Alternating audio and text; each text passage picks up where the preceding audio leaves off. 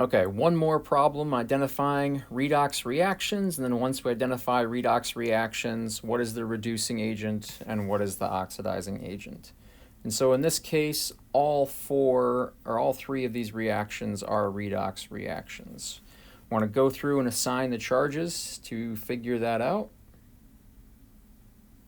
And in this first case, I've got chlorine reacts with tin to form tin 4-chloride. And so if we take a look, chlorine would be 0, elemental tin would be 0, and then as I said in the tin 4-chloride, we could break this down to see that I have 4 chlorides at -1.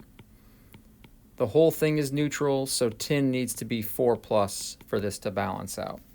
So my two half reactions would be tin 0 ends up tin 4+.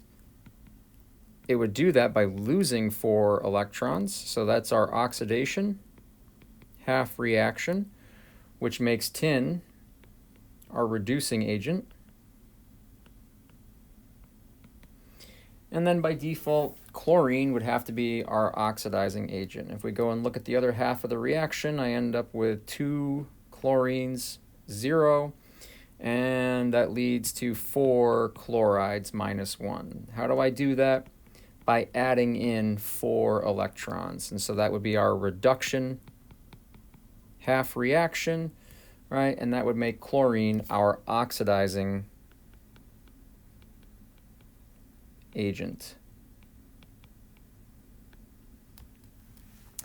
Carbon reacting with oxygen to form carbon dioxide. Same thing here. Pure elemental solid, 0 oxidation state. Diatomic, 0.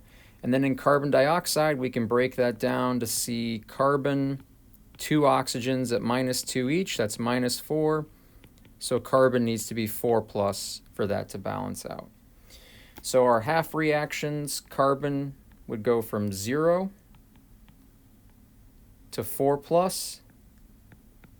And it does that by losing 4 electrons. Again, we need to have a balance of charge on both sides. So if we're neutral here, I need to be neutral on the other side. So again, that's oxidation, right, which means carbon is our reducing agent. And then oxygen, the other half of this reaction, oxygen goes from 0 to 2-. How does it do that? Right, by gaining those 4 electrons that carbon lost.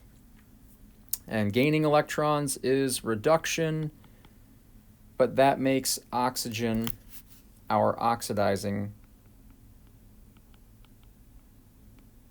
agent. And then the last example, we've got copper 2 sulfate reacts with zinc to form zinc sulfate and copper. Again, any pure elemental solid, so zinc is 0 oxidation state, copper is 0 oxidation state, and then within copper sulfate, we know sulfate is 2-, so copper is 2+. And then in the zinc, the same thing. Copper or sulfate is still 2-, so zinc would be 2+. So our two half reactions, we've got zinc 0 goes to zinc 2+.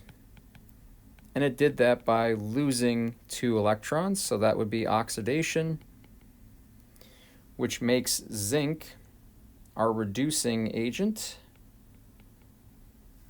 Right, our reducing agent would be zinc. And then for our reduction half reaction, got copper 2+, gains 2 electrons to end up at elemental copper, copper 0. And that would be our reduction half reaction, which makes copper 2+ our oxidizing agent.